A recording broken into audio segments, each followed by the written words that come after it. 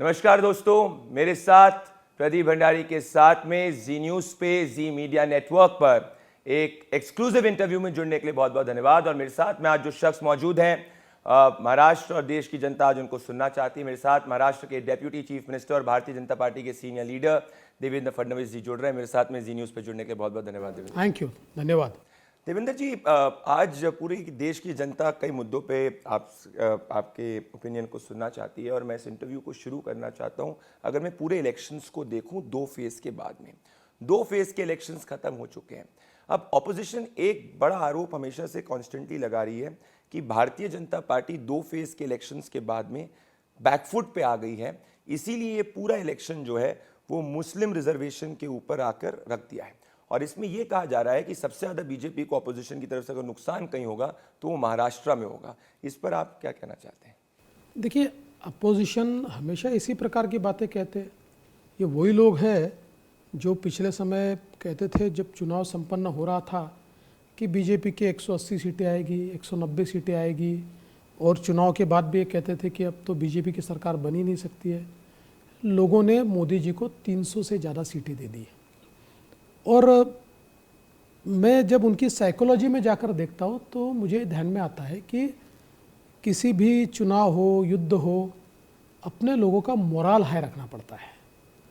और वो सारी कोशिशें अपने लोगों का मोराल हाई रखने के लिए इस प्रकार की अफवाहें वो फैलाते हैं, क्योंकि उनको पता है कि देश में माहौल बन चुका है मोदी जी को वोट करने का, और लोग ये जानते हैं मोदी जी वापस आ रहे हैं।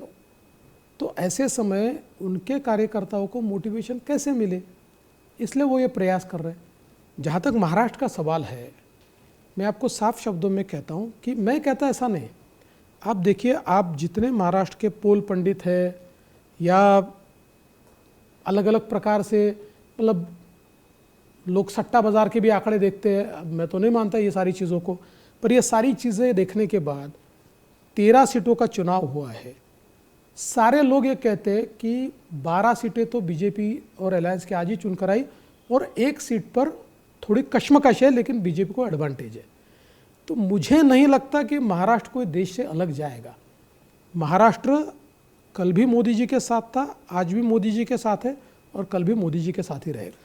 ये मुस्लिम रिजर्वेशन के पॉइंट पे मैं आपसे एक स्टैंड इसलिए चाह रहा था क्योंकि प्राइम मिनिस्टर नरेंद्र मोदी ने दो चीज़ें काफ़ी साफ कर दी है कि एक, कि संविधान में कोई बदलाव नहीं हो सकता। उसके बावजूद विपक्ष बार बार कह रहा है कि बीजेपी अगर आई, और 400 पार का आंकड़ा बीजेपी इसीलिए चाहती है इसे संविधान में बदले। अब साथ में मुस्लिम रिजर्वेशन पे देवेंद्र जी, कई महाराष्ट्र के अंदर भी मैं न्यूज़ में पढ़ रहा था, ग्रुप्स हैं जो डिमांड कर रहे हैं कि उनको रिजर्वेशन मिलना चाहिए धर्म के आधार पर। पहला क्वेश्चन मेरा ये है कि क्या महाराष्ट्र के अंदर, क्योंकि इस वक्त आपकी सरकार है, या आप कैटेगोरिकली स्पष्ट करना चाहते हैं कि ऐसा कुछ नहीं होगा? Point number 1। और पॉइंट नंबर 2 ये कि ये 400 पार के आंकड़े में इतनी बार आपकी पार्टी के द्वारा कहने के बावजूद विपक्ष क्यों इसको बार बार कर रहा है? आपको लग रहा है स्ट्रैटेजी के तहत हो रहा है? देखिए, बिल्कुल स्ट्रैटेजी के तहत हो रहा है।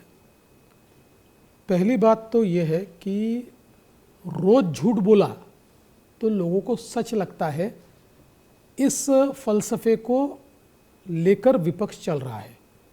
विपक्ष स्वयं भी ये जानता है कि सुप्रीम कोर्ट के फुल बेंच ने ऑर्डर देकर ये कहा है कि the basic structure of Indian constitution can not be amended, और उसके अधिकार संसद को भी नहीं है, तो वो तो अमेंड हो ही नहीं सकता है। दूसरा यह है कि मोदी जी ने ये स्पष्ट रूप से कहा है कि जब तक मैं हूँ और जब तक बीजेपी है, हम संविधान को किसी को हाथ नहीं लगाने देंगे। और सबसे महत्व की बात यह है, 2014 में भी पूर्ण मेजॉरिटी है, 2019 में भी पूर्ण मेजॉरिटी है। तो अगर ऐसी कोई मंशा होती तो छेड़छाड़ तो हो ही जाती, लेकिन मोदी जी ने तो स्पष्ट किया कि डॉक्टर बाबा साहेब अम्बेडकर का कॉन्स्टिट्यूशन था, इसीलिए एक चाय वाले का बेटा और चाय बेचने वाला देश का प्रधानमंत्री बना है। तो मुझे लगता है कांग्रेस, जब ये उनके ध्यान में आया कि हम इनका मुकाबला इस प्रकार से नहीं कर सकते, when you can not convince people, confuse them, इस थियरी पर कांग्रेस और उसके साथ वाले लोग चल रहे हैं। और जहाँ तक ये मुस्लिम रिजर्वेशन का सवाल है, तो इसमें भी संविधान की भूमिका बहुत स्पष्ट है। संविधान जब बन रहा था तो डॉक्टर बाबा साहेब अम्बेडकर जी के नेतृत्व में जिस समय ये सारी डिबेट्स हुई, उन डिबेट्स में बहुत स्पष्टता से सबने मिलकर ये रिजॉल्व किया कि धर्म के आधार पर इस देश में आरक्षण नहीं दिया जा सकता है, और संविधान ने स्पष्ट रूप से ये प्रोवाइड किया कि धर्म के आधार पर रिजर्वेशन नहीं मिल सकता। बावजूद इसके डॉक्टर बाबा साहेब अम्बेडकर जी के संविधान को परास्त करने के लिए, उस संविधान के सूत्र को, उसके स्पिरिट को समाप्त करने के लिए कांग्रेस ये प्रयास करती है। कई राज्यों में उन्होंने प्रयास किया, धर्म के आधार पर उन्होंने मुसलमानों को रिजर्वेशन दिया, कभी भी वो टिका नहीं, सुप्रीम कोर्ट में वो हमेशा हारे। अब जाकर कर्नाटक मॉडल वो लाना चाहते हैं और मुस्लिमों को ओबीसी घोषित करके ओबीसी के रिजर्वेशन में उनकी हिस्सेदारी देना चाहते हैं, ओबीसी का रिजर्वेशन कम करना चाहते हैं। तो ये चीज़ों का तो विरोध करना ही पड़ेगा, क्योंकि ये पहले रंगनाथ मिश्रा की रिपोर्ट भी आई थी, सच्चर कमेटी भी थी, तो कई बार यूपीए ने ऐसी तरीके से कोशिश की है। तो क्या आज आप स्पष्ट करना चाहते हैं कि महाराष्ट्र के अंदर कोई भी ऐसी कोशिश जो है आ ही नहीं सकती? देखिए हम तो ओबीसी कास्ट के अंदर मुस्लिम ना मैं आपको बहुत साफ कहता हूँ, हम संविधान के अनुसार चलते हैं। डॉक्टर बाबा साहेब अम्बेडकर जी का संविधान हमारे लिए सर्वोपरि है, और उस संविधान ने बहुत स्पष्ट शब्दों में कहा है धर्म के आधार पर आरक्षण नहीं दिया जा सकता। अगर कोई ये बात कहता है कि हम धर्म के आधार पर देंगे तो संविधान के विरोधी है। मैं महाराष्ट्र पे आपने बात की, आप काफ़ी कॉन्फिडेंट दिख रहे हैं Devendra ji, but prime minister Narendra Modi का एक बयान काफ़ी वायरल हो रहा है जिसमें उन्होंने एक भटकी आत्मा का जिक्र करा था। उन्होंने कहा था कि जो लोग जो हैं, अगर किसी खुद का खेल अच्छा नहीं होता है तो दूसरे का बिगाड़ने में उनको मज़ा आता है। लोगों ने इसके बाद शरद पवार जी का भी बयान आया, उन्होंने कहा कि मेरा जो दिल है वो सिर्फ और सिर्फ फार्मर्स के लिए तड़पता है। लोग इसमें, कई पंडित की आपने बात की, कई पंडित ये कह रहे हैं कि इससे चुनाव पलट सकता है, शरद पवार जी के प्रति वेस्टर्न महाराष्ट्र के अंदर सिंपैथी आ जाएगी। इस पर आप क्या कहना चाहते हैं? अरे भाई, ऐसी सिंपैथी थोड़ी आती है, और कोई गलत बात तो मोदी जी ने कही नहीं, और मोदी जी ने किसी का नाम ही नहीं लिया है। मोदी जी ने टोपी फेंकी, अब जिसको लगा कि मेरे ऊपर ये बोला गया है उसने अपने सिर में पहन ली। और मैं एक बात बहुत स्पष्ट रूप से बताता हूँ, आज पवार साहब किसानों की बात कर रहे हैं, लेकिन 10 साल वो देश के कृषि मंत्री थे। सबसे ज़्यादा किसानों की आत्महत्याएं उनके काल में हुई है और महाराष्ट्र में हुई है। तो ये जो आत्मा किसानों के साथ है वगैरह, ये जुमलेबाजी है, इसमें कोई मतलब नहीं है। और मैं नहीं मानता कि अभी कोई सिंपैथी वगैरह बची है। लोगों को पता है, लोगों ने सारी चीज़ें देखी है, मोदी जी का राज भी देखा है। तो ये सारी बातें क्या है कि खैर मैंने इस प्रकार की बात नहीं कहनी चाहिए, फिर भी आप क्या कह देता हूँ। महाराष्ट्र में हमारे यहाँ कुछ चुनिंदा पत्रकार है जो इतने प्रेमी है पवार साहब के कि पवार साहब से गलती भी हो गई तो कहते हैं इनका दाव है, ये तो चाणक्य है, इन्होंने तो दाव खेला है, ऐसा लोग कहते हैं। ऐसी बात है। आपको भी कई अब लोग महाराष्ट्र के नए चाणक्य के रूप में देख रहे हैं, क्योंकि एक पूरी बेसलाइन महाराष्ट्र की पॉलिटिक्स की चेंज हो गई है। पर देवेंद्र जी, साथ में मैं कहना चाहता हूँ, एक कांस्टेंट मैं नेशनल मीडिया में देख रहा हूँ कि all is not well in Mahayuti.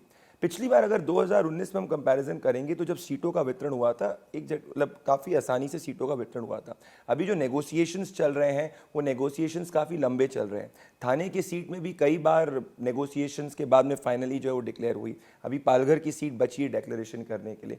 तो कई लोग कहते हैं कि भाई, क्योंकि आप जो पहले आपके ओपोनेंट थे आज वो आपके साथ अलायंस के अंदर आ चुके हैं, सो ऐसा तो नहीं कि लीडर्स का आपका अलायंस हो चुका है महायुक्ति के अंदर, पर जो वर्कर है उसके बीच में अलायंस नहीं हुआ है, और ये आपको महाराष्ट्र के अंदर पिछली बार जो आपका 41 का आंकड़ा था उससे नीचे लाने के लिए एक बड़ा कारण हो सकता है। ऐसा है कि हम 2 लोग थे तो सीटें बांटना आसान था, 3 लोग हो गए तो निश्चित रूप से कुछ कठिनाइयाँ हमारे सामने आई। आमने सामने लड़े तो भी कठिनाइयाँ हमारे सामने आई, लेकिन हमने 90% सीटों का बंटवारा एक मीटिंग में कर दिया। 10% सीटों पे हमको समय लगा, लेकिन अब तो बंटवारा हो चुका है। अब इंडिविजुअल पार्टीज़ को उनके कैंडिडेट डिक्लेयर करना है। जैसे थाने है, दक्षिण मुंबई है, नासिक है, ये तो शिवसेना के पास है। पालघर हमारे पास है, वो उनके कैंडिडेट डिक्लेयर करेंगे, हम हमारे कैंडिडेट डिक्लेयर करेंगे। आपने इसको बड़ा मतलब बहुत ही आसानी से आंसर कर दिया, पर मैं इसलिए पूछ रहा हूँ देवेंद्र जी, क्योंकि एक मीडिया में रिपोर्ट भी आई थी कि बीजेपी ने कहा है कि उनके सीटों के ऊपर एकनाथ शिंदे या बाकी के अलायंस पार्टनर जो कैंपेन नहीं करेंगे, उनको स्टार कैंपेनर के रूप में नहीं चाहिए, उनको सिर्फ स्टार कैंपेनर के रूप में देवेंद्र फडणवीस, प्राइम मिनिस्टर नरेंद्र मोदी और बाकी बीजेपी के सीनियर लीडर्स चाहिए। तो क्या देखिए, ये एकदम गलत बात है। मूल रूप से हम लोगों ने इलेक्शन कमीशन को हमारे स्टार प्रचारकों की लिस्ट में मुख्यमंत्री जी का, अजित पवार जी का, सभी का नाम भेजा था। हमको नोटिस आया और उन्होंने कहा भले ही अलायंस पार्टनर हो, आप उनको कैंपेन में बुला सकते हो, लेकिन आपके स्टार प्रचारकों की लिस्ट में उनका नाम नहीं आ सकता, उनके स्टार प्रचारकों की लिस्ट में उनका नाम आएगा और उनकी लिस्ट में आपका नाम नहीं आ सकता। उनकी लिस्ट में उन्होंने प्रधानमंत्री जी का नाम भेजा था, उनको नोटिस आया कि प्रधानमंत्री जी का नाम आप नहीं दे सकते, आप उनको बुला सकते हो, लेकिन प्रधानमंत्री जी का नाम बीजेपी के ही स्टार प्रचारकों की लिस्ट में रहेगा। तो इसलिए ये हमारे यहाँ कोई प्रॉब्लम नहीं है, इलेक्शन कमीशन को प्रॉब्लम है। तो ये सिर्फ प्रोसीजरल इशू था, प्रोसीजरल कोई इशू। ऐसा नहीं था कि बिल्कुल बीजेपी वर्कर्स की डिमांड थी। हमारी सीटों पर हम शिंदे जी को बुला रहे हैं, हम अजित दादा को बुला रहे हैं, उनकी सारी सीटों पर मैं जा रहा हूँ, हम बिल्कुल एक दूसरे की सीटों पे जा रहे हैं। देवेंद्र जी कह रहे हैं ना, आपने ना बेसलाइन महाराष्ट्र की पॉलिटिक्स की चेंज कर दी है, क्योंकि आपका पिछली बार मैक्सिमम वोट शेयर था, 25% से ज़्यादा वोट शेयर था, और आपके पुराने दोस्त और इस वक्त जो आपके जानी दुश्मन पॉलिटिकल कह सकते हैं उद्धव ठाकरे, उनकी पार्टी का 20% प्लस वोट शेयर था, पर उन्हें पीएम मोदी के नाम पे पूरा वोट मांगा था। अब जितना भी ऑपोजिशन का वोट है, लोग कह रहे हैं कि स्ट्रैटेजी देवेंद्र फडणवीस की रही थी कि उस वोट को स्प्लिट कर दें, और इस बार जितना भी ऑपोजिशन का जो एनसीपी का वोट था, अब वो आधे में बढ़ चुका है, जो शिवसेना का वोट था वो आधे में बढ़ चुका है। क्या इस तहत में ये महायुति बनी थी, या ये जो एनालिसिस है ये आप इससे अग्री नहीं करते? नहीं, देखिए, ये महायुति इसलिए बनी कि 2019 में उद्धव ठाकरे जी ने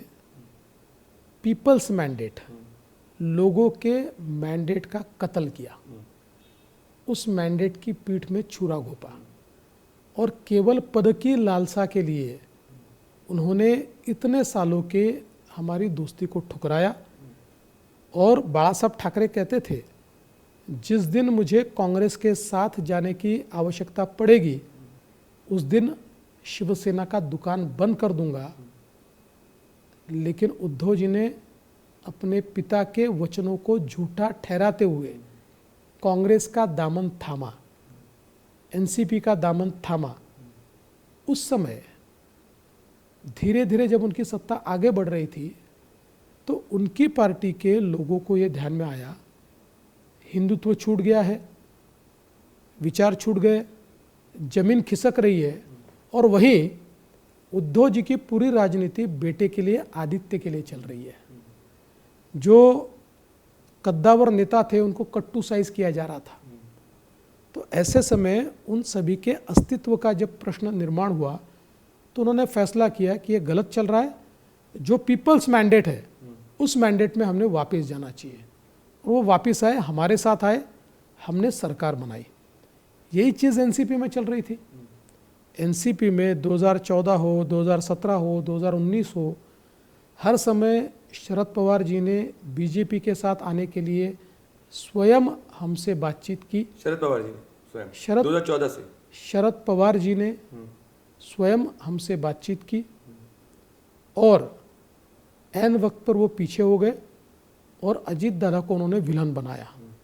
तो अजित दादा के भी ध्यान में आया कि पार्टी सुप्रिया जी के हाथ में देनी है, इसलिए मुझे विलन बनाया जा रहा है, मेरे लोगों के पर काटे जा रहे हैं, ये पार्टी केवल सुप्रिया जी के लिए चल रही है। तो उन्होंने भी निर्णय लेकर वो भी बाहर आए और हमारे साथ आए। तो ये जो कोई मैंडेट उनका बिखरा, वो हमने बिखरा नहीं है, हमने नहीं बिखेरा है। उनके लालसा के कारण, उनके अहंकार के कारण, सत्ता की चाह के कारण और परिवार में ही सत्ता रखने की चाह के कारण ये हुआ है। कितनी बार लगभग आपने कहा कि 2014 से Sharad Pawar ji to and fro करने की कोशिश करे थे और अजीत पवार जी को विलन बना रहे थे, तो लगभग कितनी बार, मतलब आपके मल्टीपल टाइम्स बातचीत हुई? हाँ, 3 बार तो हुई है, मिनिमम 3 बार बिल्कुल हुई है। अब आपने उद्धव ठाकरे जी का जिक्र किया, वो तो मीडिया के अंदर कह रहे हैं कि देवेंद्र फडणवीस जी ने मुझे कमिटमेंट दिया था कि मेरे बेटे को वो सीएम के रूप में ग्रूम करेंगे, ऐसा ये सच है कि? देखिए, क्या होता है ना कि आदमी जब बौखलाता है ना तो उसको आभास होता है, अलग अलग प्रकार से उसको चीज़ें दिखाई पड़ती है। उस प्रकार से उनकी परिस्थितियाँ हो गई है। एक हेल्यूसिनेशन कहते हैं ना, ऐसा हेल्यूसिनेशन हो रहा है उनको। तो 5 साल क्यों नहीं कही ये बात उन्होंने? आज 5 साल बाद कहते, कभी कहते थे होम मिनिस्टर साहब ने मुझे वर्ड दिया है अब कहते हैं देवेंद्र फडणवीस, एक बार वो तय तो कर ले। देखिए एक बात मैं आपको हमेशा कहता हूँ कि सच बोलने के लिए विचार नहीं करना पड़ता और झूठ बोलने के लिए बहुत सोचना पड़ता है, और झूठ बाहर आता ही है। और एक झूठ को छुपाने के लिए जब आप 10 झूठ बोलते हो उसमें से 8 झूठ बाहर निकल जाते, ऐसी उनकी अवस्था है। अब उनके झूठ पे से पर्दाफाश हो रहा है। हाँ, ये बात मैं पक्का कहता हूँ कि मैंने उनको ये ज़रूर कहा था कि उद्धव जी आखिर आप पार्टी तो अपने बेटे को सौंपने वाले हो, तो कम से कम उसको चुनाव लड़ाओ। आपने हाँ, कम से कम चुनाव लड़ाओ, ताकि देखिए जो चुनाव लड़ते नहीं है ना, उनको वास्तविकता पता नहीं होती है। स्वाभाविक है। तो कम से कम उसको तो वास्तविकता समझे, ये मैंने ज़रूर कहा था। बाकी मेरा दिमाग ठिकाने पे है, इसलिए मैं ऐसी बात नहीं कहता कि मैं आपके बेटे को मुख्यमंत्री बनाऊंगा। पर वो तो ऐसे शब्द कहने लग गए, निकम्मा जैसे शब्दों का प्रयोग आपके लिए कर रहे हैं। क्या ये डेस्परेशन है क्योंकि वो सत्ता से बाहर हो गए और आपने चुनाव लड़ने की बात की? उद्धव ठाकरे जी ने खुद ने भी चुनाव नहीं लड़ा है, तो आपने क्लियर कहा था कि सिर्फ चुनाव लड़ने की बात की गई थी, आपने कोई ऐसा कमिटमेंट नहीं किया। उद्धव ठाकरे झूठ बोल रहे हैं। निराशा भी है, हताशा भी है, और निराशा और हताशा के कारण गुस्सा भी है, और कोई रास्ता दिख नहीं रहा है, हार सामने दिख रही है, बड़ी बड़ी बातें की, कोई साथ देने को तैयार नहीं है। ये सारी चीज़ों का गुस्सा हमारे ऊपर निकालते हैं और बहुत गलत शब्दों का इस्तेमाल करते हैं। धीरे धीरे उनको कद्दावर नेता बोलना, ये भी हमारी गलती होगी, ऐसा उनके भाषण सुनकर आज लगता है। कोई गली का नेता भी जिस प्रकार के शब्दों का इस्तेमाल नहीं करता, वो करते हैं। मैंने उनको इतना ही कहा कि मैं भी नागपुर से आता हूँ, उनसे ज़्यादा भयानक शब्द भी मुझे पता है और भाषा भी मुझे आती है, लेकिन मैं कद्दावर नेता हूँ, इसलिए मैं जवाब नहीं देता, वरना जवाब देना बहुत आसान है। देवेंद्र जी, आप क्योंकि ज़मीन से उठे हुए व्यक्ति हैं, मैं इसलिए पूछ रहा हूं क्योंकि कल मैं उद्धव जी के भाषण को सुन रहा था, तो उन्होंने ये तक बोल दिया कि अगर नरेंद्र मोदी के हाथ में देश को दे दिया तो देश भयावह स्थिति के अंदर चले जाएगा। नरेंद्र मोदी जी के हाथ में देश दिया तो केवल भ्रष्टाचारियों के लिए भयावह स्थिति तैयार होगी। देश तो आगे जाएगा, देश विकास करेगा। देवेंद्र जी, ये वाला मैं आपसे हर इंटरव्यू में क्वेश्चन पूछा गया है कि जो कल तक जिनके ऊपर आप भ्रष्टाचार के आरोप लगाते थे वो आज आपके साथ में अलायंस में आ गए। अब मैंने इसमें ना डिटेल में केसेस के ऊपर मैंने स्टडी किया, क्योंकि ये तो है, और मैंने कई में देखा कि कई में इन्फोर्समेंट डायरेक्टरेट ने अपोज किया हुआ है, केसेस स्टॉल नहीं हुए हैं, कई में कोर्ट का स्टे है, छगन भुजबल हो गया, कई के अंदर अशोक चौहान के केस के अंदर अभी सीबीआई की जुरिस्डिक्शन पे क्वेश्चन उठाया जा रहा है। पर क्या आप देश की जनता को आश्वस्त करते हैं कि जो भी आपके साथ अलायंस पार्टनर्स के अंदर आए हैं उनके अंदर जो पास्ट के केसेस हैं उसके अंदर इन्वेस्टिगेटिव एजेंसी जो है वो जो जितनी उतनी तीव्रता दिखाएगी जितनी पहले दिखाती थी? प्रोसेस ऑफ लॉ की जो कहते हैं ना टेक्निकलिटीज़ के बीच में केसेस को रफा दफा तो नहीं कर दिया जाएगा? कि हमारा तो बिल्कुल सीधा कहना है, law will take its course. किसी का हमने न रोका है न रोकने की कोशिश की है। जैसा आपने कहा, कुछ जगह कोर्ट के निर्णय आए हैं, कुछ जगह कोर्ट के डायरेक्टिव्स आए हैं, उससे जो बदलाव हुआ है वो अलग बात है। बाकी जिनकी केसेस चल रही है वो चलती रहेगी। कोर्ट जब फैसला देगा वो फैसला सबको मंजूर होगा। कोई भारतीय जनता पार्टी के साथ आता है इसलिए उसकी केस खत्म हो गया, ऐसा हम नहीं करेंगे। तो ऐसे जब अलायंस में कोई कंडीशन नहीं थी? नहीं है, बिल्कुल नहीं है। उद्धव ठाकरे जी के ऊपर एक और है, कई लोग कह रहे हैं, मैं मीडिया में पढ़ रहा था कि वापस से अगर उद्धव ठाकरे की सीटें कम आई और Bharatiya Janata party NDA 35 cross कर जाएगी तो हो सकता है कि नेक्स्ट असेंबली इलेक्शंस के पहले उद्धव ठाकरे वापस से जो है बीजेपी की महायुति के अंदर शामिल हो जाए। क्या आप कंप्लीट पॉसिबिलिटी को आप डिनाई करते हैं? मैं इसलिए पूछ रहा हूँ क्योंकि नीतीश कुमार जी जब थे उनके खिलाफ भी कहा गया था कभी बीजेपी के अंदर ज्वाइन नहीं करते। राजनीति के अंदर पॉसिबिलिटीज होती पर वो फिर आपके साथ आ गए। इस जीरो पॉसिबिलिटी कि उद्धव ठाकरे अब आएंगे? I totally rule out. Zero, कोई भी किसी भी स्थिति में जीरो। अगर कोई राजनीतिक व्यवस्थाएं जरूरत पड़ी तब भी नहीं? कोई व्यवस्था आनी नहीं वाली है।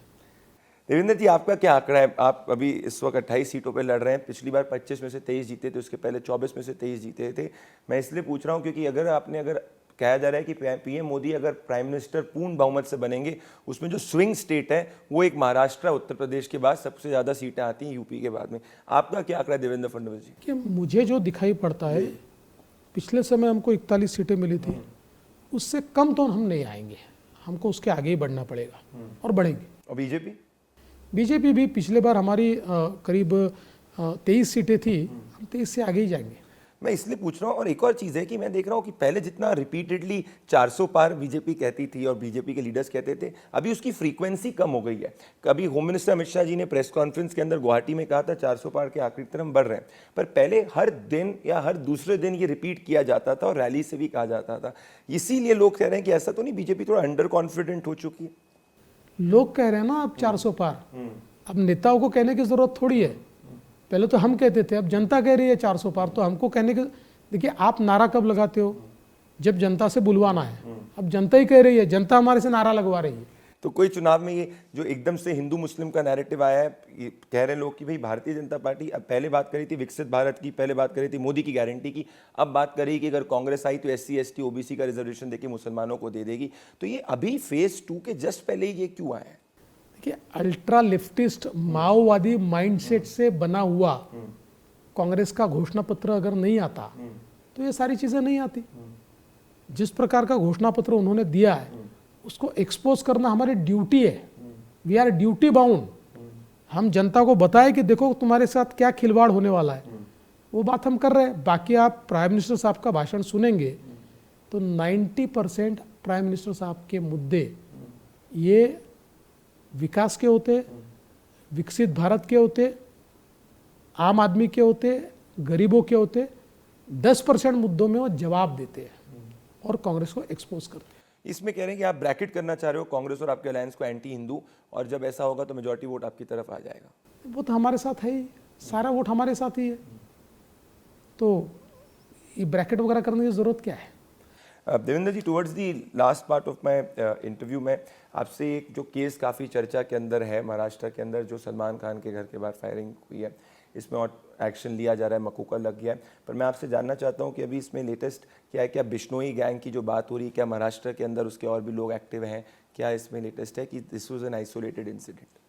देखिए अभी तक तो कोई उनके बहुत लोग एक्टिव है ऐसा दिखाई नहीं पड़ा। ये लोग भी बाहर से आए थे, तो ऐसा कोई गैंग यहाँ एक्टिव है और वो कुछ करेगा इस प्रकार की परिस्थिति नहीं है। लेकिन हम नज़र रखे, क्योंकि थ्रेट परसेप्शन भी है और सच हो झूठ हो, लेकिन अगर थ्रेट परसेप्शन जनरेट कोई करने की कोशिश कर रहा है तो जिनको थ्रेट है उनको प्रोटेक्ट करना ये स्टेट की ड्यूटी है। इसलिए हम सारी चीज़ें जो करनी है आवश्यक वो कर रहे हैं। मेरा आखिरी सवाल देवेंद्र जी आपके लिए, मैंने आपकी पॉलिटिक्स को बहुत क्लोजली ऑब्जर्व किया है। आप धीरे धीरे ज़मीन से उठ के शीर्ष पद पे महाराष्ट्र के अंदर पहुंचे हैं। आगे देवेंद्र फडणवीस के लिए क्या, क्योंकि कह रहे हैं देवेंद्र फडणवीस के लिए भी ये डू और डाई इलेक्शन है, क्योंकि अब ये पूरे के पूरे इलेक्शंस के अंदर बेसलाइन चेंज हुई है। पिछली बार बीजेपी एक तरफा जीती थी, इस बार everything is there on the line. आपके लिए आगे क्या आपको लग रहा है कि डू और डाई?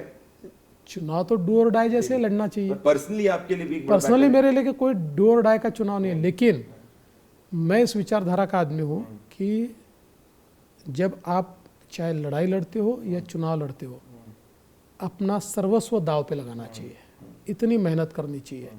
उस प्रकार से मेहनत मैं कर रहा हूँ, उस प्रकार से मेहनत कार्यकर्ता कर रहे हैं, उस प्रकार से मेहनत नेता कर रहे हैं। इसलिए मुझे लगता है कि ये महाराष्ट्र जो है ये मोदी जी के साथ ही जाएगा। कोई खिचड़ी नहीं पक गई देवेंद्र जी? ऐसा लगता है कि दोनों पहले कुछ अलग थे, सब हो गए, इतने सारे, कोई व्यक्ति आज एक पार्टी में दूसरी तरफ में, थोड़ा दिक्कत नहीं आ रही आपको? थोड़ा बहुत होता है, जब चूंकि सालों से जिनके खिलाफ लड़े उनमें से कुछ हमारे साथ है, कुछ हमारे खिलाफ है, जो हमारे साथ थे वो खिलाफ है, थोड़ा बहुत तो दिक्कत होती है, पर इतनी दिक्कत नहीं है। अब battle lines are clearly draw. PM Modi के नाम पे वोट पड़ेगा 100%। दोस्तों, मेरे साथ में महाराष्ट्र के deputy chief minister Devendra Fadnavis ji, उन्होंने हर सवाल का जवाब दिया। मेरे साथ जी न्यूज पे जुड़ने के लिए बहुत बहुत धन्यवाद, शुक्रिया। Thank you, thank you. Zee news.